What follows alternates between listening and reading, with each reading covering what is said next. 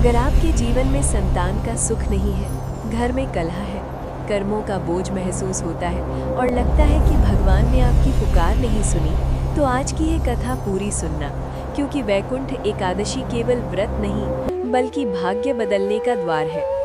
प्रिय भक्तों, ये कोई साधारण एकादशी नहीं है। ये वो एकादशी है जिस दिन वैकुंठ के द्वार खुलते हैं, जिस दिन भगवान विष्णु केवल पूजे नहीं जाते बल्कि जीव के कर्मों को तौलते हैं। और जो भक्त इस दिन कथा को श्रद्धा से सुन लेता है, उसके जीवन से अज्ञान, दरिद्रता और वंश का क्लेश धीरे धीरे समाप्त होने लगता है। बहुत समय पहले की बात है। एक राज्य था जिसका नाम था धर्मपुर। बाहर से वो राज्य समृद्ध दिखता था, लेकिन उसके राजा सत्यकेतु के जीवन में एक ऐसा दुख था जो सोने के महलों को भी सूना बना देता था। राजा के पास धन था, सम्मान था, शक्ति थी, लेकिन संतान नहीं थी, और यही दुख उसे भीतर से तोड़ रहा था। राजा ने हर यज्ञ किया, हर दान दिया, हर मंदिर में शीश झुकाया, लेकिन वर्षों बीत गए और राजमहल में बालक की किलकारी नहीं गूंजी। प्रजा कहने लगी कि शायद राजा के कर्मों में कोई भारी दोष है, और यही शब्द राजा के मन में कांटे की तरह चुभते थे। रानी हर रात रोकर भगवान से प्रश्न करती कि क्या स्त्री होना ही अपराध है, क्या वंश चलाना इतना कठिन है। और राजा भीतर ही भीतर ये मानने लगा कि शायद भगवान ने उसकी सुनना छोड़ दिया है। एक रात राजा ने स्वप्न देखा। उसने देखा कि वो एक अंधकारमय मार्ग पर खड़ा है और दूर एक प्रकाश दिखाई देता है। एक दिव्य स्वर कहता है, जिसने पुत्रदा एकादशी को साधारण समझा, उसने अपने भाग्य के द्वार स्वयं बंद कर लिए। राजा नींद से कांपता हुआ उठा। उसके मन में पहली बार इस एकादशी का नाम गूंजा। अगली सुबह उसने राजगुरु को बुलाया और पूछा कि ये पुत्रदा एकादशी क्या है। राजगुरु ने कहा, महाराज, ये वही एकादशी है जो पौष मास में आती है, जिस दिन वैकुंठ के द्वार खुलते हैं, और जो राजा रंक, स्त्री पुरुष श्रद्धा से इसका व्रत करता है, उसके जीवन में वंश, धर्म और मोक्ष तीनों का मार्ग खुलता है।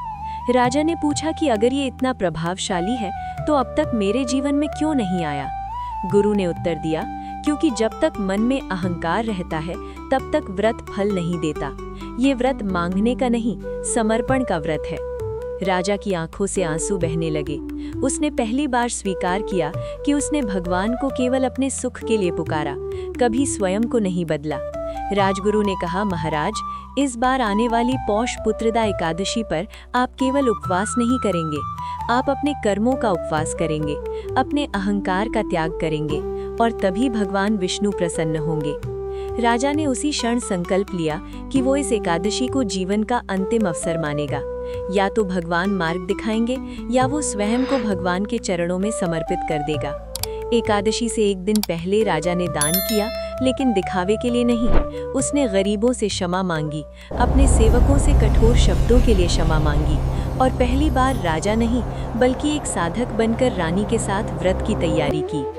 प्रिय भक्तों, यहीं से इस कथा का वास्तविक आरंभ होता है, जहाँ एक राजा नहीं बल्कि एक टूटे हुए मनुष्य का हृदय भगवान के द्वार पर दस्तक देता है, और वैकुंठ एकादशी केवल तिथि नहीं बल्कि आत्मा की परीक्षा बन जाती है।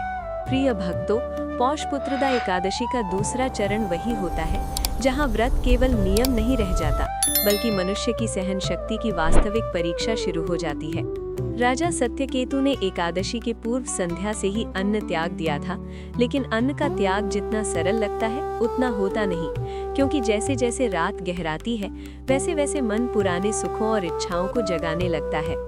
राजमहल में उस रात दीप जल रहे थे, मंत्रों का उच्चारण हो रहा था, लेकिन राजा के मन में शांति नहीं थी। भूख से अधिक उसे अपने अधूरे जीवन का खालीपन चुभ रहा था। वो बार बार सोच रहा था कि क्या भगवान सच में उसकी सुनेंगे, या ये भी एक और असफल प्रयास बनकर रह जाएगा। रानी ने भी व्रत रखा था। उसकी आंखों में वर्षों का दर्द था, लेकिन आज उसमें शिकायत नहीं थी बल्कि एक गहरी आशा थी। उसने राजा से कहा कि अगर इस व्रत के बाद भी हमें कुछ न मिले तो भी मैं इसे व्यर्थ नहीं मानूंगी, क्योंकि आज पहली बार हमने भगवान से सौदा नहीं किया बल्कि स्वयं को समर्पित किया है। रात का पहला पहर बीता। राजा को प्यास लगी, शरीर भारी होने लगा, लेकिन असली परीक्षा तब शुरू हुई जब मन ने प्रश्न उठाने शुरू किए।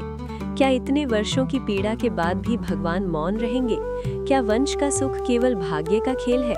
और क्या मनुष्य की तपस्या वास्तव में कुछ बदल सकती है? राजा ध्यान में बैठा, लेकिन बार बार उसका मन भटक जाता। उसे अपने राज्य के दृश्य दिखते, वो बालक दिखते जो दूसरों की गोद में खेलते थे, और यही दृश्य उसकी आत्मा को चीर रहे थे। यही वो क्षण होता है जहां अधिकतर लोग व्रत छोड़ देते हैं, लेकिन सत्यकेतु उस रात नहीं टूटा। आधी रात के समय जब नींद और भूख दोनों ने शरीर को कमजोर कर दिया, तब राजा ने आंखें बंद की और पहली बार भगवान से कोई वर नहीं मांगा। उसने केवल इतना कहा कि अगर मेरा भाग्य ऐसा ही है तो मुझे इसे स्वीकार करने की शक्ति दीजिए। और यही क्षण भगवान विष्णु की पहली परीक्षा होती है, क्योंकि जब भक्त मांग छोड़ देता है तभी ईश्वर प्रकट होते हैं। उसी समय राजा को एक अलौकिक अनुभूति हुई। उसे लगा जैसे कोई उसके पास बैठा है, कोई शब्द नहीं, कोई रूप नहीं, बस एक गहरी उपस्थिति। और उसके भीतर एक विचार उभरा कि जो सहन करता है वही आगे बढ़ता है। रानी ने भी उसी समय स्वप्न देखा। उसने देखा कि वो एक विशाल द्वार के सामने खड़ी है। द्वार बंद है, लेकिन भीतर से प्रकाश बाहर आ रहा है। एक स्वर कहता है, द्वार अभी नहीं खुलेगा क्योंकि परीक्षा अभी शेष है। नींद खुली तो रानी समझ चुकी थी कि ये व्रत अभी आसान नहीं होने वाला। रात के अंतिम पहर में राजा को अपने जीवन की पुरानी घटनाएं याद आने लगी। वो समय जब उसने क्रोध में किसी निर्दोष को दंड दिया था, वो समय जब उसने अभिमान में किसी संत की बात अनसुनी कर दी थी, और पहली बार उसे लगा कि शायद उसकी संतानहीनता केवल शारीरिक नहीं बल्कि कर्मों का परिणाम भी हो सकती है। और यही बोध व्रत का वास्तविक फल होता है। सूर्योदय से पहले राजा ने गंगा स्नान किया। शरीर थका हुआ था, लेकिन मन पहले से अधिक जागृत था। उसने भगवान विष्णु के सामने दीप जलाया और संकल्प लिया कि चाहे जीवन में कुछ भी मिले या न मिले, वो अब कर्मों को शुद्ध करने का मार्ग नहीं छोड़ेगा। प्रिय भक्तों, ये था पुत्रदा एकादशी का दूसरा चरण, जहां भूख शरीर को नहीं बल्कि अहंकार को तोड़ती है, और जो इस चरण को पार कर लेता है वही आगे भगवान की कृपा का अधिकारी बनता है। जब दिन चढ़ता है और परीक्षा बाहर से ज्यादा भीतर शुरू होती है। प्रिय भक्तों, पौष पुत्रदा एकादशी का तीसरा चरण वो होता है जहां रात की तपस्या के बाद दिन की कठोरता शुरू होती है, क्योंकि रात में मन टूटता है और दिन में संकल्प परखा जाता है। राजा सत्यकेतु सूर्योदय के साथ जाग चुके थे। शरीर थका हुआ था, कंठ सूखा था, लेकिन मन में एक अजीब दृढ़ता उतर चुकी थी। ये दृढ़ता उत्साह की नहीं बल्कि स्वीकार्यता की थी। राजमहल में सामान्य दिन जैसा वातावरण नहीं था। सेवक फुसफुसा रहे थे। प्रजा के कुछ लोग जान चुके थे कि राजा व्रत पर है, और वही लोग अब देखने लगे थे कि क्या राजा ये व्रत पूरा कर पाएंगे या नहीं, क्योंकि समाज हमेशा परीक्षा का भार बढ़ा देता है, और यही तीसरे चरण की पहली चुनौती होती है। सुबह का पहला पहर बीता। राजा सभा में पहुंचे। वहां कुछ ऐसे कार्य रखे गए जिन्हें टाला नहीं जा सकता था। पहले राजा इन कार्यों को क्रोध या कठोरता से निपटाते थे। आज भूख और कमजोरी के बावजूद उन्होंने धैर्य चुना, और यही क्षण था जब भीतर एक संघर्ष शुरू हुआ। मन कह रहा था कि ये सब छोड़ दो, आराम करो, लेकिन आत्मा कह रही थी कि आज पीछे हटे तो फिर कभी आगे नहीं बढ़ पाओगे। दोपहर होते होते भूख तीव्र हो गई, सिर भारी होने लगा, और तभी एक सेवक अनजाने में भोजन की सुगंध लेकर सभा के पास से गुजरा। वो सुगंध राजा के लिए किसी परीक्षा से कम नहीं थी। क्षण भर के लिए मन डगमगाया, लेकिन उसी क्षण राजा को रात का संकल्प याद आया कि ये व्रत मांग का नहीं, समर्पण का है, और उसने आंखें बंद कर ली। रानी भी उस समय कठिन परीक्षा से गुजर रही थी। महल की स्त्रियां उससे कहने लगी कि इतना कठोर व्रत शरीर को नुकसान पहुंचा सकता है। ये बातें चिंता से अधिक भय पैदा करने वाली थीं, लेकिन रानी ने उत्तर दिया कि वर्षों की पीड़ा ने मुझे इससे बड़ा नुकसान पहुंचाया है। अगर ये व्रत मुझे भीतर से जोड़ दे तो ये कष्ट छोटा है। दोपहर के बाद समाज की परीक्षा और गहरी हो गई। कुछ लोग कहने लगे कि राजा दिखावे के लिए व्रत कर रहे हैं। कुछ बोले कि ये सब संयोग है, और यही शब्द राजा के कानों तक पहुंचे। पहले ऐसे ताने उसे भीतर तक तोड़ देते थे। आज उसने पहली बार ये समझा कि जब मन भगवान के सामने झुक चुका हो, तब समाज की बातों का भार कम हो जाता है। दिन के तीसरे पहर में राजा ध्यान में बैठे, लेकिन ध्यान लगाना कठिन था। भूख, कमजोरी और शोर सब एक साथ थे। उसी समय उसके भीतर एक विचार उठा कि अगर भगवान सच में सुन रहे हैं तो कोई संकेत अवश्य देंगे। और तभी एक अजीब घटना हुई। मंदिर के द्वार पर बैठा एक वृद्ध साधु अचानक मुस्कुराया और बोला, जो आज भूखा है वही कल तृप्त होगा, जो आज मौन है वही कल सुना जाएगा। ये शब्द सीधे राजा के हृदय में उतर गए। राजा ने साधु की ओर देखा। पलक झपकते ही वो साधु वहां नहीं था। सेवकों ने कहा कि कोई साधु आया ही नहीं, और यही भगवान का पहला संकेत था, जो शब्दों में नहीं बल्कि अनुभूति में उतरता है। उस क्षण राजा को लगा जैसे उसके भीतर से डर हट गया हो। अब व्रत कठिन नहीं लग रहा था। भूख थी लेकिन भय नहीं था, थकान थी लेकिन निराशा नहीं थी, और यही तीसरे चरण की विजय होती है। शाम होते होते राजा और रानी दोनों ने ये अनुभव किया कि दिन ने उन्हें तोड़ा नहीं बल्कि जोड़ दिया है। उन्होंने साथ बैठकर दीप जलाया और पहली बार भगवान से कुछ मांगा नहीं, केवल ये स्वीकार किया कि चाहे परिणाम कुछ भी हो, ये व्रत उनके जीवन को बदल चुका है। प्रिय भक्तों, यही पौष पुत्रदा एकादशी का तीसरा चरण है, जहां समाज, शरीर और मन तीनों एक साथ परीक्षा लेते हैं, और जो इस चरण में स्थिर रहता है वही आगे भगवान की प्रत्यक्ष कृपा का अधिकारी बनता है।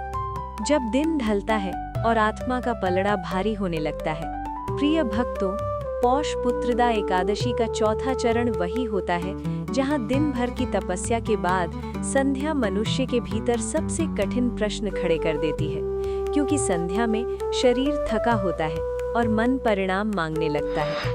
राजा सत्यकेतु भी इसी मोड़ पर खड़े थे। तीसरे चरण की परीक्षा पार करने के बाद उनके भीतर स्थिरता तो थी, लेकिन अब संदेह धीरे धीरे सिर उठाने लगा था कि क्या ये सब किसी निष्कर्ष तक पहुंचेगा या नहीं। सूर्य अस्त होने लगा, आकाश के रंग बदल रहे थे, महल में दीप जलाए जाने लगे, और यही वो समय होता है जहां व्रती का मन सबसे अधिक डगमगाता है। भूख अब केवल शरीर की नहीं रह जाती, ये मन की भूख बन जाती है, किसी संकेत की, किसी आश्वासन की। राजा ने स्नान कर संध्या वंदन किया।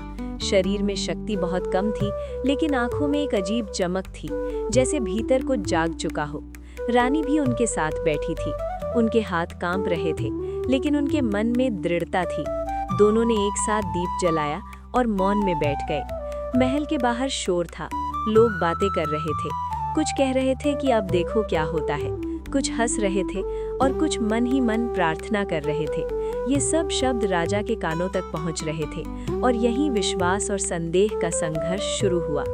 राजा के भीतर एक आवाज आई कि इतने वर्षों के बाद भी अगर कुछ न हुआ तो क्या ये सब सहना व्यर्थ नहीं। और उसी क्षण दूसरी आवाज आई कि अगर आज भी विश्वास डगमगा गया तो फिर कभी नहीं उठ पाएगा। यही चौथे चरण की निर्णायक घड़ी होती है। रानी ने राजा का हाथ थामा और धीमे स्वर में कहा कि परिणाम चाहे जो हो, आज हमने भगवान को अपने भीतर जगह दी है। ये वाक्य राजा के लिए सहारा बन गया, क्योंकि जब मनुष्य टूटता है तो एक सच्चा वाक्य उसे थाम लेता है। संध्या के बाद राजा ध्यान में बैठे। आज ध्यान गहरा नहीं था, बल्कि खाली था। कोई विचार नहीं, कोई मांग नहीं, बस थकान और मौन। और यही वो अवस्था होती है जहाँ ईश्वर संकेत देते हैं। अचानक मंदिर के द्वार के पास की घंटी बिना किसी के छुए बज उठी। एक क्षण के लिए सभी चौंक गए। सेवक दौड़े, लेकिन वहां कोई नहीं था, और उसी समय राजा को भीतर से ऐसा लगा जैसे किसी ने कहा हो, द्वार खुलने से पहले मौन चाहिए। ये कोई शब्द नहीं थे, ये अनुभूति थी।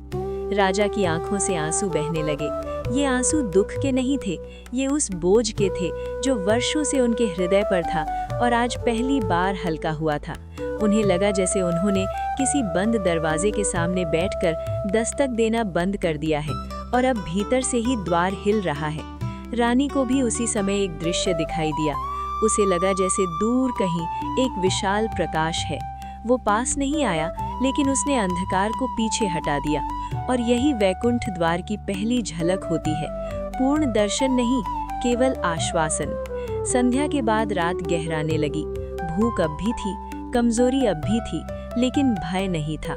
राजा और रानी दोनों ने ये स्वीकार कर लिया कि अब वे परिणाम के नहीं बल्कि प्रक्रिया के साथ हैं, और यही स्वीकार्यता व्रत का सबसे बड़ा फल होती है। प्रिय भक्तों, पौष पुत्रदा एकादशी का चौथा चरण हमें यही सिखाता है कि जब विश्वास संदेह से बड़ा हो जाता है, तब ईश्वर दिखाई नहीं देते, लेकिन महसूस होने लगते हैं, और यही अनुभूति आगे की कृपा का आधार बनती है।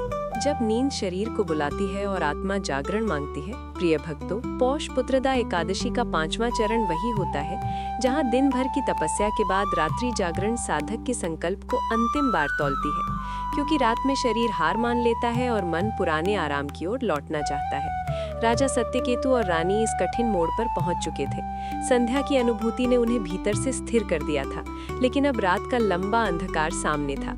महल में दीपक जल रहे थे, मंत्रों का स्वर धीमा था, घंटियों की ध्वनि दूर से आ रही थी, और यही वातावरण साधक को या तो डुबो देता है या उठा देता है। राजा ने निर्णय लिया कि वो रात्रि जागरण में केवल आंखें खुली रखकर नहीं, बल्कि मन को भी जागृत रखेंगे। पहला प्रहर बीता, थकान बढ़ने लगी, पलकें भारी होने लगी। राजा के मन में ये विचार आया कि थोड़ी देर आंखें बंद कर लेने से क्या बिगड़ जाएगा, और यही विचार रात्रि जागरण की पहली परीक्षा होता है, क्योंकि नींद केवल शरीर की नहीं बल्कि संकल्प की भी होती है। रानी ने राजा के पास बैठकर हरि नाम का स्मरण शुरू किया।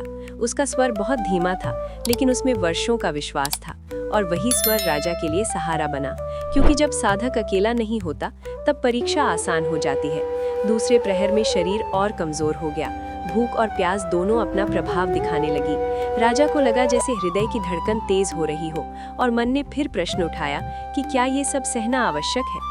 और उसी क्षण भीतर से उत्तर आया कि जो आवश्यक नहीं होता वो नहीं सहाया जाता। ये वाक्य किसी शब्द में नहीं बल्कि अनुभूति में आया। तीसरे प्रहर में नींद ने पूरा आक्रमण किया।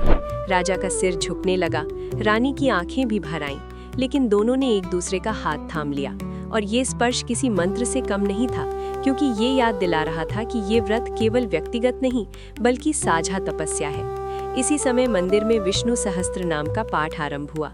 हर नाम के साथ राजा को ऐसा लग रहा था जैसे उसके भीतर जमी परतें धीरे धीरे हट रही हों।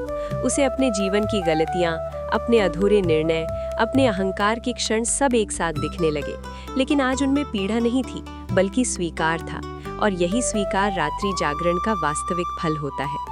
चौथे प्रहर में जब रात सबसे गहरी होती है तब मनुष्य सबसे कमजोर होता है, और यही वो क्षण होता है जहां भगवान संकेत देते हैं। राजा को अचानक ऐसा लगा जैसे उसके सामने कोई प्रकाश फैल रहा हो, कोई रूप नहीं, कोई आकार नहीं, बस एक उजास जिसने अंधकार को पीछे हटा दिया।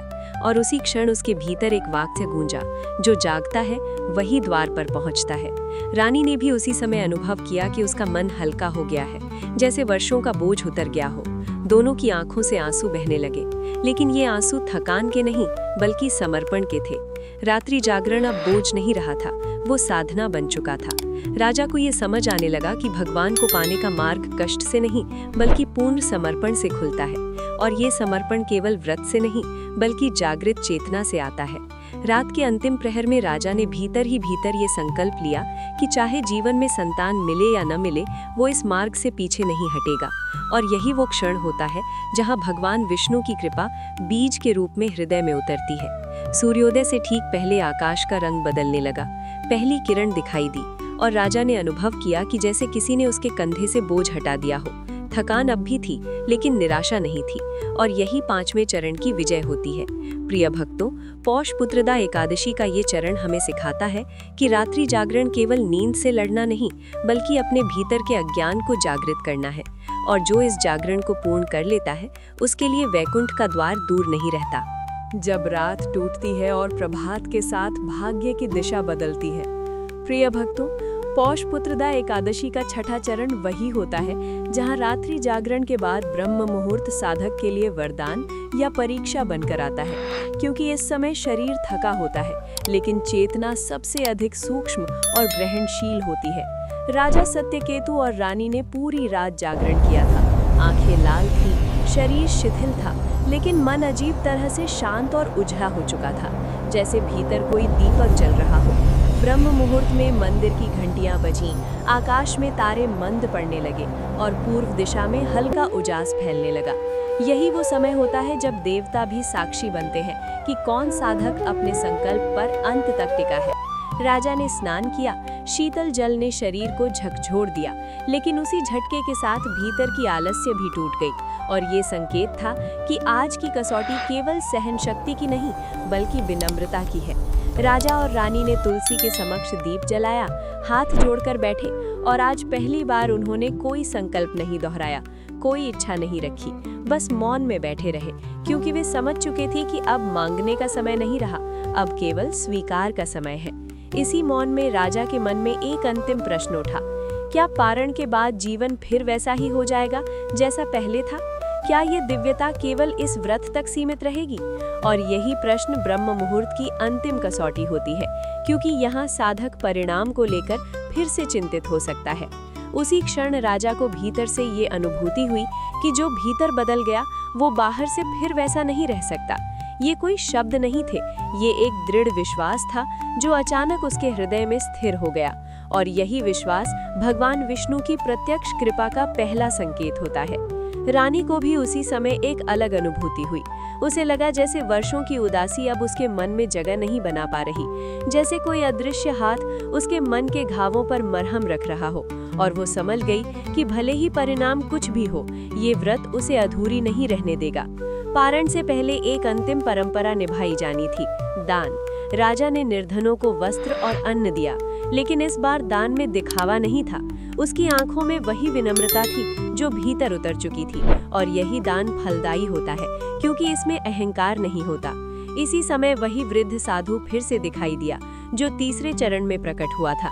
उसने राजा की ओर देखकर केवल इतना कहा, द्वार खुलने से पहले ताला अपने आप गिरता है। और अगले ही क्षण वो दृष्टि से ओझल हो गया। राजा अब समझ चुका था कि ये कोई साधारण साधु नहीं, बल्कि स्वयं भगवान की लीला का संकेत है। सूर्य की पहली किरण धरती पर पड़ी, मंत्रोच्चार हुआ और पारण का समय निकट आया। राजा और रानी दोनों के मन में अब कोई बेचैनी नहीं थी। वे ये जान चुके थे कि चाहे आज कुछ प्रत्यक्ष दिखे या ना दिखे, उनका जीवन अब उसी पुराने दुख के मार्ग पर नहीं लौटेगा। प्रिय भक्तों, यही पौष पुत्रदा एकादशी का छठा चरण है, जहां ब्रह्म मुहूर्त में साधक ये समझ लेता है कि व्रत का वास्तविक फल बाहर नहीं बल्कि भीतर उतर चुका है। और जब भीतर वैकुंठ स्थापित हो जाता है, तब बाहर के द्वार स्वयं खुलने लगते हैं। जब पारण केवल उपवास तोड़ना नहीं बल्कि भाग्य के द्वार खोलना बन जाता है। प्रिय भक्तों, पौष पुत्रदा एकादशी का 7वां चरण वही होता है जहां साधक का धैर्य अपने चरम पर होता है और ईश्वर की कृपा पहली बार स्थूल रूप में उतरने लगती है। क्योंकि पारण का क्षण केवल अन्न ग्रहण करने का नहीं बल्कि वर्षों की प्रतीक्षा के फल को स्वीकार करने का समय होता है। राजा सत्यकेतु और रानी इस क्षण के सामने शांत बैठे थे। न उत्सुकता थी न भय, बस एक गहरी श्रद्धा थी जो पूरी रात की तपस्या से जन्मी थी। सूर्य अब पूरी तरह उदित हो चुका था। मंदिर में शंखनाद हुआ, विष्णु मंत्र गूंजने लगे और वही क्षण था जब पारण का समय आया। राजा ने तुलसी दल हाथ में लिया, जल अर्पित किया और पहली बार अन्न ग्रहण करने से पहले आंखें बंद कर लीं। उसकी आत्मा ने वर्षों बाद ये स्वीकार किया कि जो मिला है वही पर्याप्त है। रानी ने भी पारण किया, लेकिन उसके चेहरे पर कोई उत्सव नहीं था। वहाँ शांति थी, जैसे उसने भीतर किसी खाली स्थान को भरते हुए महसूस किया हो। और यही वो क्षण होता है जहाँ भगवान की कृपा शब्दों में नहीं बल्कि अनुभव में उतरती है। पारण के तुरंत बाद कोई चमत्कार नहीं हुआ, न आकाश से पुष्प गिरे, न कोई दिव्य वाणी गूंजी। और यही वैकुंठ एकादशी की सबसे बड़ी परीक्षा होती है, क्योंकि सच्ची कृपा शोर नहीं करती, वो जीवन की दिशा बदलती है। कुछ समय बाद महल में एक वृद्ध स्त्री आई।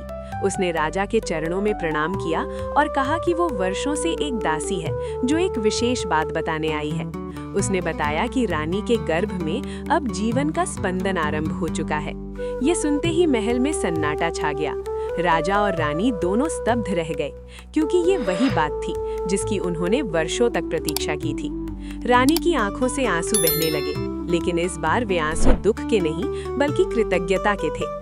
राजा ने तुरंत महल के बाहर जाकर विष्णु मंदिर में शीश झुकाया। उसने कोई धन्यवाद नहीं कहा, क्योंकि शब्द अब छोटे लग रहे थे। उसने बस हृदय से स्वीकार किया कि वैकुंठ के द्वार खुल चुके हैं। उसी समय वही वृद्ध साधु फिर से प्रकट हुआ। उसने राजा से कहा, जो फल तुमने मांगा था वो तो मिल गया, लेकिन जो फल तुमने बिना मांगे पाया है वही तुम्हें मोक्ष की ओर ले जाएगा। और ये कहकर वो अदृश्य हो गया। राजा अब समझ चुका था कि पुत्र प्राप्ति केवल वरदान नहीं बल्कि उत्तरदायित्व है। दिन चढ़ता गया, प्रजा को ये समाचार मिला। लोगों ने इसे संयोग कहा, कुछ ने चमत्कार, लेकिन राजा और रानी जानते थे कि ये परिणाम केवल व्रत का नहीं बल्कि उस परिवर्तन का था जो उनके भीतर घटा था, क्योंकि जब मनुष्य बदलता है तभी भाग्य बदलता है। राजा ने उसी दिन संकल्प लिया कि वो अपने पुत्र को केवल वंश का उत्तराधिकारी नहीं बल्कि धर्म का वाहक बनाएगा, और यही पुत्रदा एकादशी का वास्तविक उद्देश्य होता है, केवल संतान नहीं बल्कि धर्मयुक्त संतान। रानी ने भी ये अनुभव किया कि अब उसका जीवन केवल माँ बनने का नहीं बल्कि एक आत्मा को सही मार्ग देने का उत्तरदायित्व बन गया है, और यही वैकुंठ कृपा का प्रसाद होता है जो केवल सुख नहीं बल्कि दायित्व भी देता है।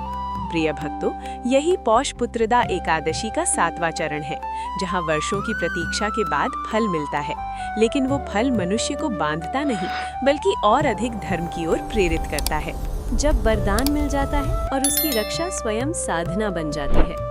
प्रिय भक्तों, पौष पुत्रदा एकादशी का 8वां चरण वही होता है जहां वरदान मिलने के बाद नई परीक्षाएं आरंभ होती है, क्योंकि ईश्वर जब कुछ देता है तो उसके साथ उत्तरदायित्व और सावधानी भी देता है। राजा सत्यकेतु और रानी को गर्भ धारण का समाचार मिला तो महल में आनंद फैला, लेकिन आनंद के साथ एक सूक्ष्म भय भी जन्म लेने लगा कि वर्षों की प्रतीक्षा के बाद मिला ये वरदान कहीं उनसे छिन न जाए। दिन बीतने लगे, रानी की दिनचर्या बदली। अब हर क्षण सावधानी थी, हर श्वास में प्रार्थना थी। लेकिन मनुष्य का स्वभाव है कि जो सबसे प्रिय होता है उसी को लेकर सबसे अधिक भय भी पैदा होता है, और यही 8वें चरण की वास्तविक परीक्षा होती है। राजा सत्यकेतु अब पहले से अधिक सजग हो गए थे। वे राज्य के कार्यों में भी संतुलन रखने लगे, कठोर निर्णयों से बचने लगे, क्योंकि उन्हें लगा कि अब उनके कर्म केवल उनके नहीं बल्कि गर्भ में पल रही आत्मा को भी प्रभावित करेंगे। और यही पुत्रदा एकादशी की अगली शिक्षा होती है, कर्म का विस्तार। कुछ ही दिनों में कुछ अपशकुन जैसी बातें सामने आने लगी। रानी को कभी कभी अस्वस्थता होने लगी। दरबार के कुछ लोग फुसफुसाने लगे कि इतना देर से मिला गर्भ अक्सर टिकता नहीं। ये शब्द तीर की तरह चुभते थे, और यही भय विश्वास को चुनौती देने लगा। रानी कई रातों तक सो नहीं पाती थी। वो बार बार अपने गर्भ पर हाथ रखकर भगवान से मौन प्रार्थना करती कि अगर ये जीवन उसे सौंपा गया है तो उसे सुरक्षित रखने की शक्ति भी दे। और यही वो अवस्था होती है जहाँ साधक फिर से मांग और भय के बीच झूलने लगता है। राजा ने ये देखा तो उसने रानी से कहा कि जिस भगवान ने द्वार खोले रहे वही उनकी रक्षा भी करेंगे। लेकिन ये कहना जितना सरल था, मानना उतना ही कठिन, क्योंकि भय तर्क नहीं मानता। एक रात रानी ने स्वप्न देखा कि वो एक संकरे पुल पर खड़ी है। नीचे गहरा अंधकार है और सामने एक उज्जवल प्रकाश। उसके गर्भ से एक कोमल ध्वनि निकलती है जो कहती है, डरो मत, मैं उसी द्वार से आया हूँ जो अब भी खुला है। नींद खुली तो रानी की आंखों से आंसू बह रहे थे, लेकिन उसके हृदय में पहली बार भय से अधिक विश्वास था। उसी रात राजा ने भी एक स्वप्न देखा। उसने देखा कि वही वृद्ध साधु एक दीपक लेकर गर्भ के चारों ओर परिक्रमा कर रहा है और कह रहा है, जो समर्पण से जन्मा है उसकी रक्षा अहंकार से नहीं बल्कि धैर्य से होती है। नींद खुली तो राजा समझ गया कि अब उनकी भूमिका केवल राजा की नहीं बल्कि रक्षक की है। अगले दिनों में राजा ने एक विशेष नियम अपनाया। हर शनिवार और एकादशी को वो तेल का दीपक जलाकर केवल यही प्रार्थना करता कि उसके भीतर कोई भय न रहे, क्योंकि भय ही सबसे बड़ा विघ्न होता है और यही वैकुंठ कृपा की रक्षा का मार्ग है, निरंतर साधना। रानी ने भी अपने भीतर एक बदलाव महसूस किया। अब वो हर पीड़ा को अशुभ संकेत नहीं मानती थी। वो समझ चुकी थी कि जीवन का बढ़ना सहज नहीं होता, और यही समझ उसे मजबूत बना रही थी। कुछ समय बाद वैद्य ने बताया कि गर्भ सुरक्षित है, लेकिन अत्यधिक सावधानी आवश्यक है। ये सुनकर राजा और रानी दोनों ने राहत की सांस ली, लेकिन उन्होंने ये भी समझ लिया कि ईश्वर की कृपा स्थायी तब होती है जब मनुष्य भी अपने हिस्से का अनुशासन निभाता है। महल में अब उत्सव नहीं बल्कि शांति थी। किसी ने ढोल नहीं बजाए, किसी ने दिखावा नहीं किया, क्योंकि राजा ने स्पष्ट कर दिया था कि ये वरदान प्रदर्शन के लिए नहीं बल्कि संरक्षण के लिए है। और यही 8वें चरण की परिपक्वता होती है। प्रिय भक्तों, पौष पुत्रदा एकादशी का ये चरण हमें सिखाता है कि जब भगवान कुछ दे देते हैं तब सबसे कठिन कार्य उसे संभालना होता है, और जो भय को विश्वास से बदल देता है वही वैकुंठ कृपा को स्थायी बना पाता है। जब समय स्वयं परीक्षा बनकर आता है और विश्वास ही एकमात्र शरण रह जाता है। प्रिय भक्तों, पौष पुत्रदा एकादशी का 9वां चरण वही होता है जहां साधक ये मान लेता है कि अब सब ठीक है, और उसी क्षण समय अग्नि की तरह परीक्षा लेने आता है। क्योंकि ईश्वर की कृपा मिलने के बाद जो सबसे बड़ा शत्रु होता है वो होता है असावधान हो जाना। राजा सत्यकेतु और रानी के जीवन में भी यही क्षण आया। गर्भावस्था के कुछ महीने बीत चुके थे, सब कुछ ठीक चल रहा था, डर कम हो गया था, विश्वास बढ़ गया था और यही वो समय था जब अचानक संकट ने दस्तक दी। एक रात रानी को तेज पीड़ा उठी, महल में अफरा तफरी मच गई, वैद्य बुलाए गए, दासियां दौड़ने लगी और राजा सत्यकेतु का हृदय पहली बार फिर उसी पुराने भय से भर उठा कि कहीं वर्षों का तप एक ही क्षण में व्यर्थ न हो जाए। रानी का चेहरा पीला पड़ गया, उसकी आंखों में दर्द था, लेकिन उसने कोई शिकायत नहीं की। उसके होठों पर केवल हरि नाम था और यही दृश्य राजा को भीतर से तोड़ रहा था, क्योंकि वो कुछ कर नहीं पा रहा था। और यही 9वें चरण की सबसे बड़ी परीक्षा होती है, असहायता। वैद्य ने कहा कि स्थिति गंभीर है, कुछ समय तक कुछ भी निश्चित नहीं कहा जा सकता। ये सुनते ही राजा के भीतर तूफान उठ गया। मन ने कहा कि भगवान ने ये क्यों किया, इतनी साधना के बाद भी ये संकट क्यों। और यही वो क्षण होता है जहां अधिकतर लोग भीतर से टूट जाते हैं। राजा मंदिर की ओर दौड़ा। उसने शिवलिंग या विष्णु मूर्ति के सामने गिरकर कोई लंबी प्रार्थना नहीं की। उसने केवल इतना कहा कि अगर ये मेरी परीक्षा है तो मुझे सहने की शक्ति दीजिए, और अगर ये मेरी भूल है तो दंड मुझे दीजिए, गर्भ में पल रही आत्मा को नहीं। और यही पूर्ण समर्पण होता है। उसी समय महल में एक अजीब शांति छा गई। रानी की पीड़ा कुछ कम हुई, लेकिन संकट पूरी तरह टला नहीं था। समय अब भी परीक्षा ले रहा था। घंटे बीतते गए, हर क्षण भारी था। राजा को लगा जैसे हर सांस किसी निर्णय की प्रतीक्षा कर रही हो। रानी के भीतर भी संघर्ष चल रहा था। दर्द के बीच उसे वही स्वप्न याद आ रहा था जहां पुल और प्रकाश था, और उसने भीतर ही भीतर कहा कि अगर ये यात्रा अधूरी भी रह जाए तो भी मैं भय के साथ नहीं जाऊंगी। और यही वाक्य उसकी चेतना को स्थिर कर रहा था। आधी रात के समय जब सब थक चुके थे, अचानक वही वृद्ध साधु महल के द्वार पर प्रकट हुआ। किसी ने उसे बुलाया नहीं था, किसी ने आते नहीं देखा। उसने भीतर प्रवेश किया और रानी के पास जाकर केवल तुलसी जल छिड़का और कहा, जो समय की अग्नि में तपता है वही अमर होता है। और अगले ही क्षण वो अदृश्य हो गया। कुछ ही देर बाद रानी की स्थिति स्थिर होने लगी, पीड़ा कम हो गई। वैद्य ने राहत की सांस ली, कहा कि संकट टल रहा है, लेकिन अभी पूर्ण सावधानी आवश्यक है। राजा वहीं भूमि पर बैठ गया। उसकी आंखों से आंसू बह रहे थे, लेकिन इस बार ये आंसू भय के नहीं बल्कि कृतज्ञता के थे। उस रात राजा ने ये समझ लिया कि ईश्वर की लीला कभी सीधी नहीं होती। वे पहले विश्वास देते हैं, फिर उसे परखते हैं, ताकि वो विश्वास स्थायी बन जाए। और यही 9वें चरण की शिक्षा होती है। अगले दिन रानी कुछ संभली हुई थी। महल में फिर से शांति थी, लेकिन अब ये शांति पहले जैसी सरल नहीं थी। ये परिपक्व थी, डरी हुई नहीं बल्कि जागृत। राजा और रानी दोनों ने ये स्वीकार कर लिया कि अब उनका जीवन पूरी तरह ईश्वर के हाथों में है। राजा ने उसी दिन संकल्प लिया कि यदि ये संतान सुरक्षित जन्म लेती है तो वो इसे केवल राजकुमार नहीं बल्कि ईश्वर की अमानत मानेगा, और उसका पालन अहंकार से नहीं बल्कि सेवा से करेगा। और यही संकल्प वैकुंठ कृपा को अंतिम रूप देने वाला था। प्रिय भक्तों, यही पौष पुत्रदा एकादशी का 9वां चरण है, जहां समय स्वयं अग्नि बनकर साधक को तपाता है, और जो इस अग्नि में भी विश्वास नहीं छोड़ता वही अंतिम कृपा का अधिकारी बनता है। जब वैकुंठ के द्वार पूरी तरह खुलते हैं और जीवन एक उत्तर बन जाता है। प्रिय भक्तों, पौष पुत्रदा एकादशी का 10वां और अंतिम चरण वही होता है जहां ईश्वर की लीला पूर्ण होती है और साधक ये समझ लेता है कि जो कुछ मिला वो केवल मांग का परिणाम नहीं बल्कि परिवर्तन का फल है। राजा सत्यकेतु और रानी अब उस अंतिम घड़ी की ओर बढ़ रहे थे जहां समय अपने उत्तर देने वाला था। संकट की रात के बाद कई दिन बीते। रानी धीरे धीरे स्वस्थ होने लगी। महल में कोई उत्सव नहीं था, कोई शोर नहीं था, बस हर दिन मौन प्रार्थना थी, क्योंकि अब दोनों समझ चुके थे कि दिखावे से नहीं बल्कि स्थिर श्रद्धा से ही कृपा टिकती है। समय आगे बढ़ा। गर्भावस्था अपने अंतिम चरण में पहुंची। हर दिन राजा स्वयं मंदिर जाकर दीप जलाता, किसी से कुछ नहीं मांगता, बस यही कहता कि जो भी हो वो धर्म के अनुसार हो, और यही पूर्ण समर्पण होता है। एक शुभ प्रभात आया। आकाश में हल्की लालिमा थी, पक्षियों की आवाजें गूंज रही थी, और उसी समय महल में प्रसव पीड़ा आरंभ हुई। लेकिन इस बार वातावरण भय से नहीं बल्कि विश्वास से भरा था। वैद्य सजग थे, दासियां शांत थीं, और राजा बाहर खड़े होकर मौन में हरि नाम का स्मरण कर रहे थे। घंटे बीते, प्रतीक्षा भारी थी, लेकिन भीतर एक अजीब शांति थी। और तभी एक कोमल रोने की आवाज गूंजी। राजमहल में पहली बार बालक की किलकारी गूंजी। वो क्षण ऐसा था जिसे शब्दों में बांधना असंभव था। राजा सत्यकेतु भूमि पर बैठ गए। उनकी आंखों से आंसू बह रहे थे, लेकिन ये आंसू अब पीड़ा के नहीं बल्कि पूर्णता के थे। रानी को जब शिशु दिया गया तो उसने उसे सीने से लगाया और आंखें बंद कर ली। उसके होठों पर कोई शब्द नहीं थे, क्योंकि वर्षों की प्रार्थना आज मौन में बदल चुकी थी, और यही वैकुंठ कृपा की अंतिम मोहर होती है। उसी क्षण वही वृद्ध साधु अंतिम बार प्रकट हुआ। उसने शिशु को देखकर कहा, ये केवल पुत्र नहीं, तुम्हारी साधना का साक्ष्य है। इसे अधिकार नहीं बल्कि उत्तरदायित्व समझना। और ये कहकर वो प्रकाश में विलीन हो गया।